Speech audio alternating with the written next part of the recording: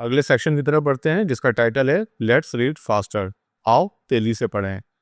آؤ تیزی سے پڑھیں کا بنیادی مقصد یہ جانچنا ہے کیا استاد طلبہ کو درست تلفظ کے ساتھ پڑھنے کا نمونہ دکھاتا ہے یعنی ماڈل ریڈنگ کرتا ہے. کیا طلبہ کو الفاظ اور جملے دہرانے کا موقع دیتا ہے یا طلبہ کو انفرادی طور پر پڑھنے کی ایکسرسائز کرواتا ہے. اگر یہ تینوں چیزیں کلاس روم میں موجود ہوں تو طلبہ کی ریڈنگ فلوئنسی، پروننسیشن اور کانفیڈنس تیزی سے بہتر ہوتا ہے. انڈیکیٹر 6.1 ماڈل ریڈنگ سے متعلق ہے. اس میں the teacher model the correct pronunciation of the word sentence before students begin reading. یعنی استاد طلبہ کے پڑھنے سے پہلے الفاظ یا جملوں کا درست تلفظ خود پڑھ کر دکھاتا ہے. آبزرور اس سیکشن میں یعنی اس انڈیکیٹر میں یہ دیکھتا ہے کہ کیا استاد پہلے صحیح تلفظ کا نمونہ دیتا ہے یعنی پراپر ماڈل ریڈنگ کرتا ہے یا نہیں کرتا ہے، اور اگر کرتا ہے تو کس حد تک کرتا ہے.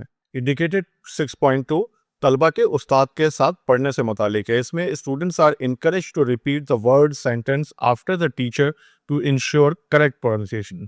یعنی طلبہ کو استاد کے بعد الفاظ یا جملے دہرانے کی ترغیب دی جاتی ہے، یعنی اسٹوڈنٹس کو انکریج کیا جاتا ہے کہ ٹیچر کے ساتھ ساتھ وہ پڑھیں. اس میں آبزرور یہ دیکھتا ہے کہ کیا طلبہ کو مل کر پڑھنے کا موقع دیا جا رہا ہے یا نہیں، اور اگر دیا جا رہا ہے تو وہ کس حد تک دیا جا رہا ہے. انڈیکیٹر 6.3 طلبہ کی ریڈنگ پریکٹس سے متعلق ہے. اس کا انڈیکیٹر ہے the student had the opportunity to practice reading the words individually. یعنی طلبہ کو انفرادی طور پر پڑھنے کی مشق کا موقع دیا جاتا ہے یا نہیں جاتا ہے، چاہے وہ ورڈز ہوں یا سینٹینس ہوں. اور اس سیکشن میں یعنی اس انڈیکیٹر میں آبزرور کو یہ دیکھنا چاہیے کہ کیا مختلف طلبہ کو باری باری پڑھنے کا موقع دیا گیا ہے، یعنی اسٹوری کو، کہانی کو، سینٹینس کو، ورڈز کو باری باری پڑھنے کا موقع انہیں ملا ہے یا نہیں ملا، اور اگر ملا ہے تو کس حد تک ملا.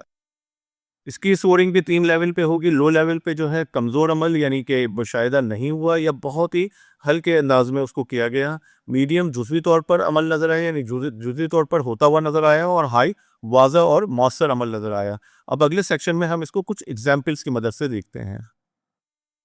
آئیے کلاس روم کے ایک منظر نامے کو دیکھتے ہیں. استاد پہلے ایک جملہ پڑھتا ہے اور پوری کلاس کو اپنے بعد دہرانے کو کہتا ہے. طلبہ مل کر جملہ دہراتے ہیں لیکن کسی طالب علم کو انفرادی طور پر پڑھنے کا موقع نہیں دیا جاتا.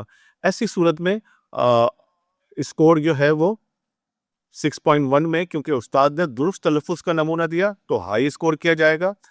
6.2 میں کیونکہ طلبہ نے استاد کے پاس جملہ دہرایا، یہاں بھی ہائی دیا جائے گا، لیکن 6.3 میں لو دیا جائے گا کیونکہ طلبہ کو انفرادی طور پہ پڑھنے کا موقع نہیں ملا. آئیے ایک اور سینیریو دیکھتے ہیں. استاد سبق شروع کرتے ہی کسی ایک طالب علم کو کتاب سے جملہ پڑھنے کے لیے کہتا ہے.